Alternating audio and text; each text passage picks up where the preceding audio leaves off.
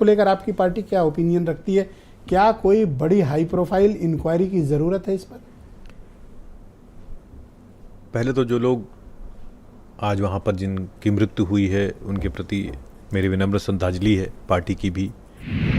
लेकिन ये बहुत दुर्भाग्यपूर्ण है और कई सारे सवाल मुझे लगता है लगातार आप सवाल उठा रहे हैं, लेकिन उन्हीं सवालों में जोड़े जाने चाहिए कि 50,000 लोगों के आसपास का आयोजन था और एडीजी कह रही हैं कि 40 पुलिस वालों की ड्यूटी लगा दी गई थी और डीएम कह रहे हैं कि साहब वो निजी आयोजन था, अंदर हमको भी पता नहीं है। मतलब जिलाधिकारी कह रहा है भी पता नहीं भी और पता कराते भी जांच में सामने आएगा।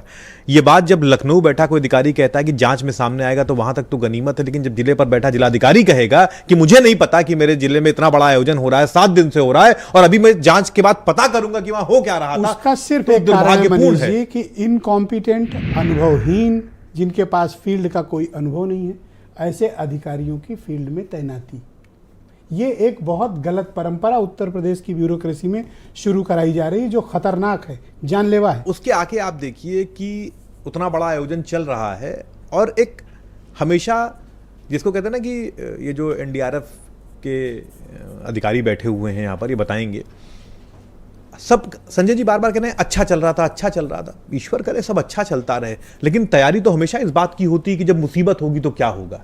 तैयारी तो हमेशा इस बात की रखते हैं ना।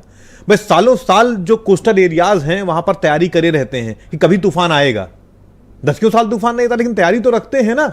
उड़ीसा में तूफान आया जब 24 घंटे के अंदर 10 लाख लोगों को खाली करा लिया गया। यहाँ भी एक दस्तूरी प्रेस नोट आएगा, बताया जाएगा कि ये एसओपी रहेगी अब और एक हफ्ते बाद उसको सब कूड़ेदान में डाल देंगे। अस्पताल की व्यवस्था, वहां पर डॉक्टर नहीं, कोई ड्रिप लगाने वाला नहीं, एम्बुलेंस नहीं, किस व्यवस्था की बात ये लोग करते हैं। और अभी परसों नरसों में घोटाला सामने आया है कि तमाम जिलों में एम्बुलेंस को दौड़ाकर झूठे, एक ही फोन से कई बार एम्बुलेंस बुक होती है एक दिन में और सैकड़ों करोड़ रुपया, एक मोटा लगभग 285 करोड़ रुपए के आसपास निकाला जा चुका है कई सालों में घोटाले के रूप में। एम्बुलेंस घोटाला सामने आ रहा है, जीवीके वाला। हाँ ठीक है। और यहां जब जरूरत थी तो कोई एम्बुलेंस नहीं थी।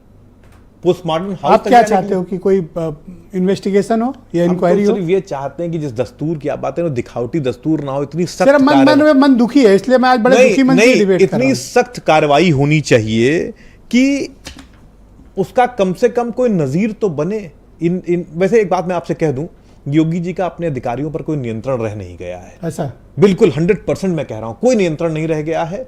और उनके उस लोक भवन में तो बड़े सख्त सुनिए, उनके वहां पर जहां वो बैठते हैं 7-7 साल से अधिकारी जमे हुए हैं। उन्होंने वहां घर बना लिया है और उन्होंने मान लिया है कि ये है तो हम हैं, हम कोई काम करे असली ना सरकार करे। असल में अधिकारी ही है बस, और वही चला रहे हैं, 7 साल से चला रहे हैं। निकम्मे, अनुभवहीन, नकारा अफसर।